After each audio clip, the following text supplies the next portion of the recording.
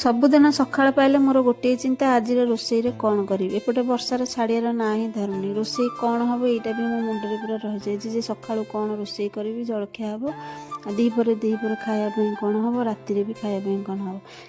ଆଜି ଯେହେତୁ ସଣ୍ଡେ ଥିଲା ତ ମୁଁ ସକାଳୁ ସକାଳୁ ଶୀଘ୍ର ଉଠି ପଡ଼ିଥିଲି। ଉଠିକି କାମ ଆରମ୍ଭ କରିଦେଇଥିଲି। ଯେହେତୁ ତା ପରଦିନ ଥିଲା ସଂକ୍ରାନ୍ତି ତ ମୋତେ ଦିନକ ଆଗରୁ ସଫାସଫି କରିବାର ଅଛି। ଘର ଦ୍ୱାର ଆଗ ଭଲରେ ମୁଁ ଓଳା କରିଦେଇଥିଲି।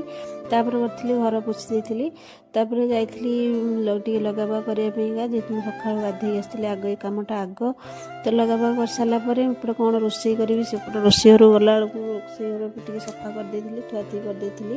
ଦିନକ ଆଗରୁ ମୁଁ ପାଣିରେ ବତୁରେଇଥିଲି ମଟର ତରକାରୀ ପାଇଁକା।